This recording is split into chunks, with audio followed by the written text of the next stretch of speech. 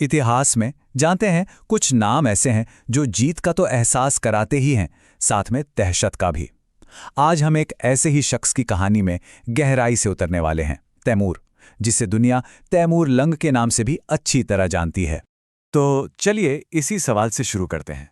जरा सोचिए, क्या कोई ऐसा योद्धा हो सकता है जिसने अपनी पूरी जिंदगी में एक भी जंग न हारी हो, लेकिन जिसकी हर जीत का जश्न लाखों इंसानी खोपड़ियों पर मनाया गया हो? यही यही वो विरोधाभास है जो तैमूर की कहानी के बिल्कुल केंद्र में है। एक तरफ वो एक बेमिसाल सैन्य रणनीतिकार था और दूसरी तरफ एक हद से ज्यादा क्रूर शासक। तो सबसे पहले ये समझते हैं कि आखिर ये तैमूर था कौन। उसकी पहचान असल में उसकी दोहरी महत्वाकांक्षाओं से बनी थी, एक ऐसी पहचान जिसे उसने बड़ी चालाकी से खुद गढ़ा था।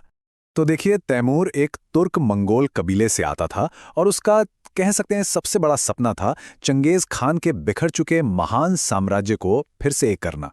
अब दिलचस्प बात यह है कि वो चंगेज का सीधा वंशज नहीं था, लेकिन उसने खुद को उसकी विरासत का रक्षक घोषित कर दिया और अपनी इस मुहिम को आप कह सकते हैं एक धार्मिक रंग देने के लिए उसने खुद को इस्लाम की तलवार का खिताब भी दिया, ताकि वो मध्य एशिया की मुस्लिम आबादी को अपने झंडे तले ला सके।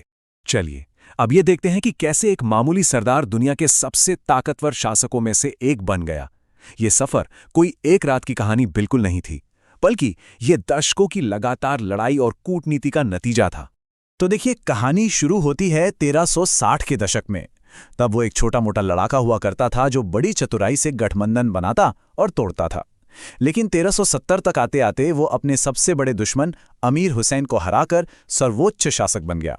और बस इसके बाद उसने कभी पीछे मुड़कर नहीं देखा।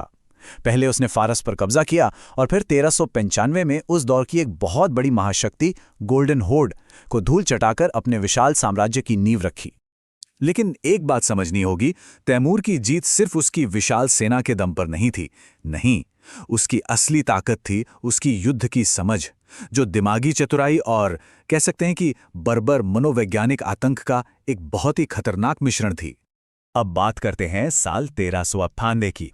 तैमूर ने भारत पर हमला किया और यहां दिल्ली के सुल्तान ने उसके सामने एक ऐसी चीज खड़ी कर दी जिसे उसकी सेना ने पहले कभी नहीं देखा था। वो थे बख्तरबंद युद्ध हाथियों की एक विशाल सेना। सोचिए, ये उस जमाने के जीते जागते टैंक की तरह थे। और यहीं पर तैमूर की वो कह सकते हैं कि असाधारण सोच सामने आती है। देखिए, एक तरफ थे विशालकाय हाथी जिनके दांतों पर जहर तक लगा था, और तैमूर ने उनका सामना करने के लिए क्या चुना? ऊंट। हाँ, ऊंट, वो भी जलते हुए। अब ये सुनने में भले ही थोड़ा अजीब लगे, लेकिन यकीन मानिए ये एक मास्टर स्ट्रोक था।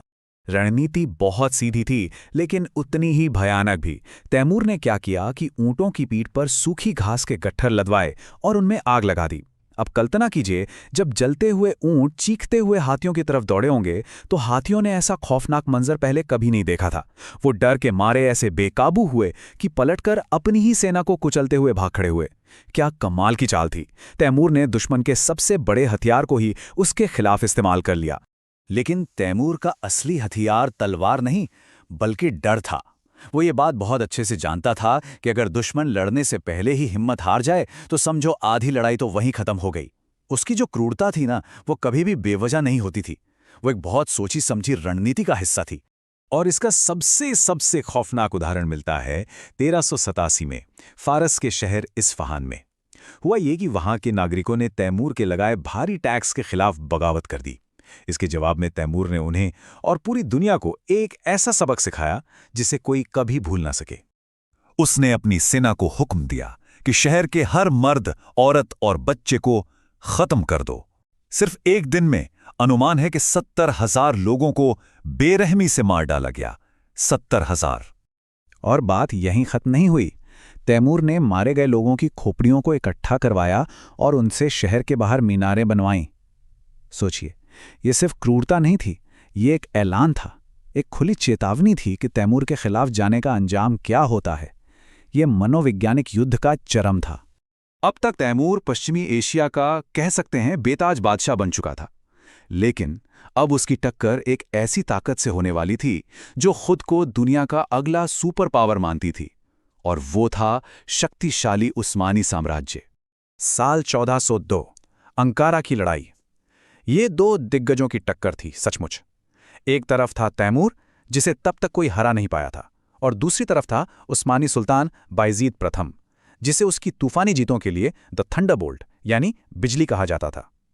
तैमूर के पास भारत से लाए गए युद्ध हाथी थे, तो बायजीद के पास उसकी अजेय मानी जाने वाली जनेसरी सेना।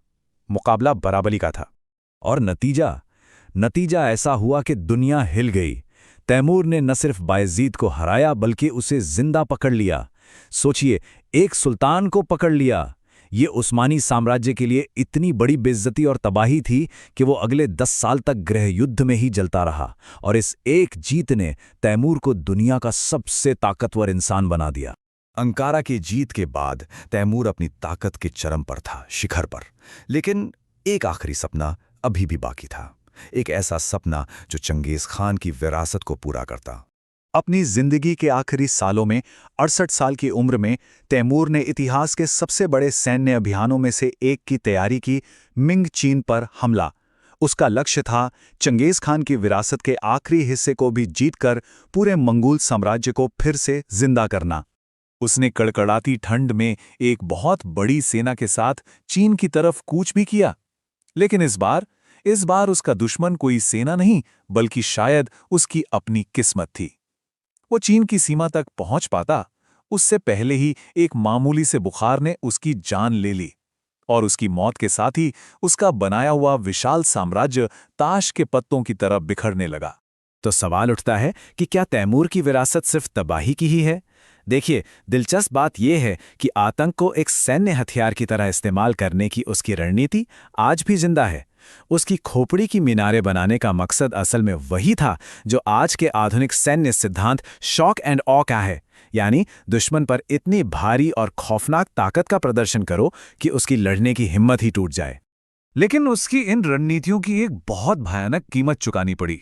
इतिहासकारों का अनुमान है कि तैमूर के अभियानों में करीब 1,70,00,000 लोग मारे गए थे। जानते हैं ये कितना है? ये उस समय की दुनिया की कुल आबादी का 5% था। मतलब हर 20 में से एक इंसान उसकी जीत की भेंट चढ़ गया। तो आखिर में सवाल वहीं आकर रुकता है, तैमूर कौन था? एक बेजोड़ सैन्य रणनीतिकार जिसने दुनिया का नक्शा बदल दिया, या फिर एक बेरहम दानव जिसने इंसानियत को ही रौंद डाला? शायद सच ये है कि वो दोनों था, और उसकी कहानी हमें हमेशा ये सोचने पर मजबूर करती है कि महानता और दानवता के बीच की जो रेखा है वो कितनी धुंधली हो सकती है।